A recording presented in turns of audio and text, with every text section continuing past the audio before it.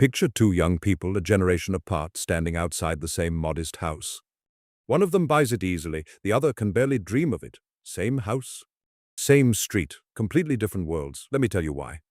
Back in 1995, an average home in the UK cost about 4 times an average salary. 4 times? That meant a normal job could buy a normal house. Today, that same house costs almost 9 times what people earn. The Office for National Statistics puts it around 7.6 times income. Other research pushes it closer to 8.8. Whatever number you pick, the story is the same. In just 30 years, that ratio has roughly doubled. And when something like that doubles, it doesn't just get a little harder. The whole link between a normal wage and a normal home simply breaks. Now, you might think prices just went up, but wages went up too. Average salaries climbed from around 8,500 in the early 1980s to roughly 33,000. To 35,000 today. That's real growth.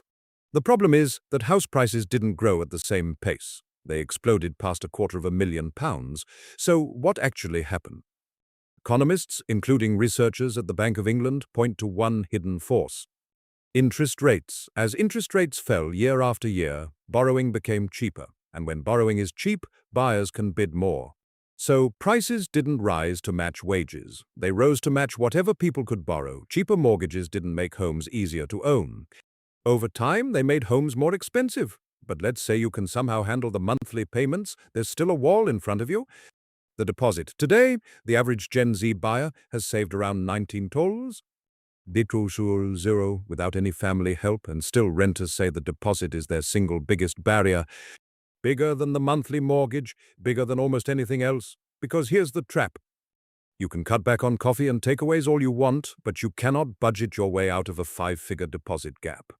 Not while rent keeps rising and wages crawl along beside it. And this is where the story gets uncomfortable.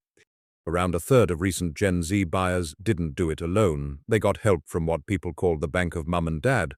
Research from the Institute for Fiscal Studies shows why this matters. The housing boom of the 1990s and 2000s handed enormous wealth to people who simply happened to buy at the right time, not because they worked harder. Just because of timing, and their children inherited very different starting lines. Some parents owned homes and could help, some couldn't. So today, getting onto the property ladder often depends less on your effort and more on your family history. The same market that made one generation rich now quietly sorts their kids into winners and losers. And it's not just Britain.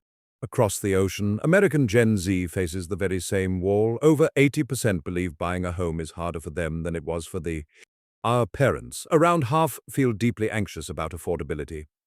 And they expect to need roughly $54,000 just for a down payment. Different currency. Same story, prices outrunning wages, owners pulling away from aspiring buyers, a pattern repeating across the developed world at the same time. So here's the surprising part. Gen Z hasn't given up. They've changed the plan. More young buyers now put price ahead of location. Many say they'd move over 25 miles from where they'd love to live just to get in the door. They'll accept smaller gardens, but they won't compromise on a home falling apart. And here's the twist. Their confidence hasn't collapsed. Over the past year, housing confidence among 18 to 34-year-olds has actually improved. They're not abandoning the dream, they're recalculating the route to it. So remember those two young people outside that house. The gap between them was never about willpower or overspending. It's the result of 40 years of falling interest rates, prices racing ahead of wages, and family wealth quietly deciding who gets to buy. That doesn't mean the door is closed forever. Many in Gen Z are still finding a way in, just through a very different door than their parents ever had to open.